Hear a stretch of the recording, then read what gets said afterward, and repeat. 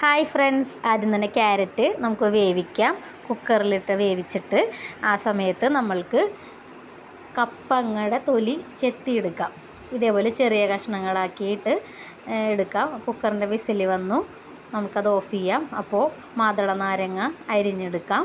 അതിൽ കുരു എടുത്തിട്ട് മാറ്റിയിട്ട് അതിലേക്ക് കുറച്ച് കശുവണ്ടിയും കിസ്മിസും കുറച്ച് അത്യാവശ്യം കിസ്മിസും ഇടുക. കുക്കറിൻ്റെ ആവിയൊക്കെ പോയിട്ടുണ്ട്. നമുക്കത് തുറന്ന് നോക്കാം. ഇപ്പോൾ നന്നായിട്ട് വെന്തിട്ടുണ്ടാവും. ഒരു 2 വിസിലൊക്കെ മതിയാകും. ഇപ്പോൾ നോക്കി വെന്തിട്ടുണ്ട്.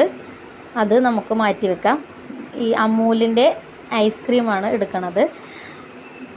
ക്യാരറ്റ് ചെറിയ ചെറിയ കഷ്ണങ്ങളാക്കിയിട്ട് മിക്സിയുടെ ജാറിലിടുക. പിന്നെ അരിഞ്ഞ് വെച്ച് കപ്പങ്ങ മിക്സിയുടെ ജാറിലേക്ക് ഇടുക. നമുക്ക് ആവശ്യത്തിന് പഞ്ചസാര ഇട്ടാൽ മതി. അതൊന്ന് ബീറ്റ് ചെയ്തെടുക്കുക. നന്നായിട്ടൊന്ന് ബീറ്റ് ചെയ്തെടുക്കുക. പിന്നെ അടുത്ത ബാക്കി വെച്ചിരുന്ന വെച്ചാൽ കപ്പങ്ങയും കൂടെ ഇട്ട് അതും നന്നായിട്ട് അടിക്കാൻ വേണ്ടിയിട്ട് ഇട്ട് കൊടുക്കുക. അതിലേക്ക് കുറച്ച് ഐസ്ക്രീം ഇട്ട് കൊടുക്കുക. ആ സമയം നമ്മൾക്ക് വേറൊരു പാത്രത്തിലേക്ക് നേരത്തെ എടുത്ത് വെച്ചാൽ മാതളവും കശുവണ്ടിയും പിന്നെ കിസ്മിസും അത് ഇട്ടിട്ട് അതിലേക്ക് ഈ കപ്പങ്ങയും ഇതും കൂടെ മിക്സ് ചെയ്ത അതിൻ്റെ അകത്തേക്ക് ഒഴിക്കുക. എന്നിട്ട് നന്നായിട്ടൊന്ന് മിക്സ് ചെയ്ത് കൊടുക്കുക. അതെല്ലാം കൂടി ഒന്ന് മിക്സ് ചെയ്ത് കൊടുക്കുക.